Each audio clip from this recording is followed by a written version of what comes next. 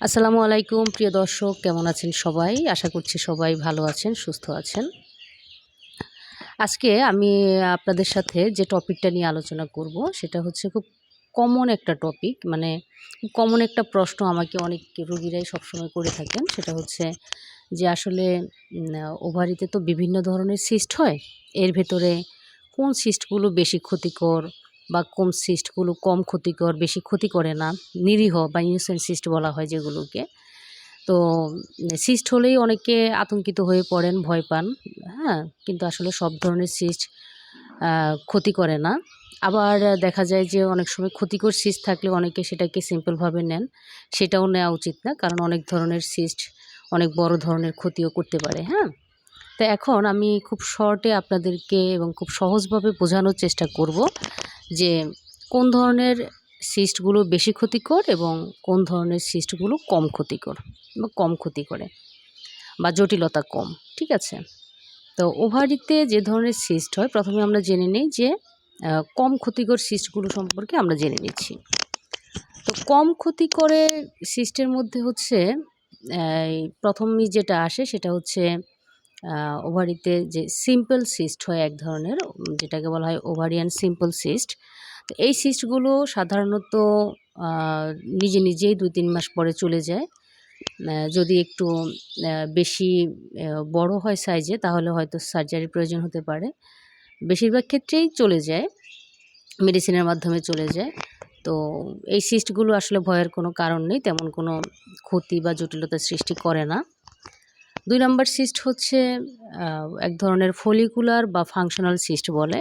এই সিস্টগুলো তেমন কোনো ক্ষতি করে না, ক্ষতি হয় না। ৩ নাম্বারে আসি আমরা, পিসিওএস এর সমস্যাটা আমরা জানি।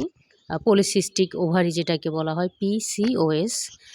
তো এটা সাধারণত লাইফস্টাইল ম্যানেজমেন্টের মাধ্যমে অনেকাংশে এর থেকে আ মুক্তি পাওয়া সম্ভব এবং এটা হরমোনাল ইমব্যালেন্সের কারণে হতে পারে এবং অনেক ক্ষেত্রে এটার কারণে বন্ধ্যাত্ব হয়ে থাকে, হ্যাঁ? তো এটা দেখা যায় যে কিছু লাইফস্টাইল ম্যানেজমেন্টের মাধ্যমে এই রোগ থেকে প্রতিকার সম্ভব এবং এখানে সার্জারির কোনো প্রয়োজন হয় না।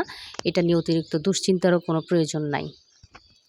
এরপর এখন আমরা আলোচনা করি যে কোন ধরনের সিস্টগুলো আসলে বেশি ক্ষতিকর আমাদের জন্য এবং অ্যালার্মিং, যেটা হলে আমরা এটাকে সিরিয়াসলি নেব। সেটা হচ্ছে, প্রথমেই আসি যে ওভারিতে এক ধরনের কমপ্লেক্স সিস্ট হয়। আমরা জানি যে ওভারি সিস্ট মানেই হচ্ছে এখানে লিকুইড কিছু সাবস্টেন্স থাকে। তো কমপ্লেক্স সিস্টে দেখা যায় যে এখানে সলিড সাবস্টেন্স থাকে লিকুইডের সাথে, হ্যাঁ? ওভারিয়ান কমপ্লেক্স সিস্ট, তো এগুলো বেশিরভাগ ক্ষেত্রে পেশেন্টেরও অনেক ধরনের সমস্যা হয়। পেশেন্টের অ্যাবডোমিনাল পেইন হয়, ব্যথা হয়। এছাড়া হচ্ছে পেশেন্ট সাফার করে বেশি এই সিস্টগুলোর কারণে। তো অনেক সময় হচ্ছে এগুলো ট্রিটমেন্ট করতে হয়। ট্রিটমেন্ট করাটা খুব জরুরি হয়ে যায় বা সার্জারির প্রয়োজন হয়। তারপরে যে সিস্টটা হয় সেটা হচ্ছে এন্ডোমেট্রিওটিক সিস্ট, অথবা যেটাকে চকোলেট সিস্ট বলা হয় কমনলি।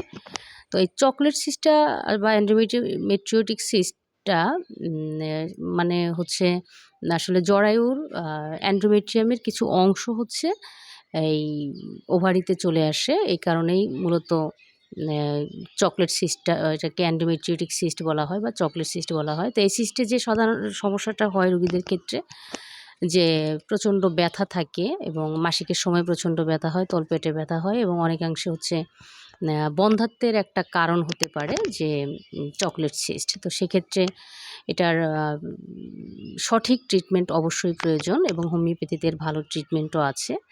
তারপরে যে সিস্টটা আছে ক্ষতিকর সিস্টের মধ্যে, হার্মফুল সিস্টের মধ্যে আমরা ধরবো, সেটা হচ্ছে ডার্মোয়েড সিস্ট। ঠিক আছে? এই ডার্মোয়েড সিস্ট মানে হচ্ছে সিস্টের ভেতরে হলো দেখা যায় যে দাঁত, হাড়, বোন, হ্যাঁ? বা ফ্যাট, অনেক সময় ফ্যাটও থাকে, চুল থাকতে পারে। এ ধরনের একটা মিক্সড একটা সাবস্টেন্স হচ্ছে সিস্টের ভিতরে থাকে। এটাকে ডার্মোয়েড সিস্ট বলে এবং এই সিস্টের ফলে পেশেন্টের প্রচণ্ড ব্যথা হয় এবং অনেক সময় ওভারির টর্শন হয় এবং হচ্ছে ওভারিতে টর্শন হয় এবং তীব্র ব্যথা হয়, ফেটে যেতে পারে সিস্টটা। তো এই ধরনের কমপ্লিকেশন এড়াতে এই সিস্টগুলোকে অবশ্যই হচ্ছে সিরিয়াসলি নিতে হবে এবং ট্রিটমেন্ট করতে হবে। ডাক্তারের পরামর্শ নিতে হবে। তো অ্যালার্মিং সাইনের মধ্যে যারা সিস্টে ভুগছেন, যদি দেখেন যে সিস্ট দ্রুত বড় হচ্ছে, তলপেটে প্রচণ্ড ব্যথা হচ্ছে এবং ওই আক্রান্ত জায়গায় হচ্ছে সেনসিটিভনেস আছে, তারপরে তীব্র জ্বর থাকছে, ব্যথার সাথে সাথে সাথে মাসিকে প্রচণ্ড ব্যথা হয়, এ ধরনের সিমটমগুলো যদি আপনারা ফেস করেন, তাহলে অবশ্যই ডাক্তারের পরামর্শ নিবেন এবং এর সঠিক ট্রিটমেন্ট করবেন। তো আসলে সব সিস্ট নিয়ে আমরা আতঙ্কিত না হই, আমরা সঠিক ধারণা নেই সিস্ট সম্পর্কে। তো আজকে তাহলে এ পর্যন্তই। পরবর্তীতে দেখা হবে অন্য কোনো ভিডিও নিয়ে। সে পর্যন্ত সবাই ভালো থাকবেন, সুস্থ থাকবেন। আসসালামু আলাইকুম।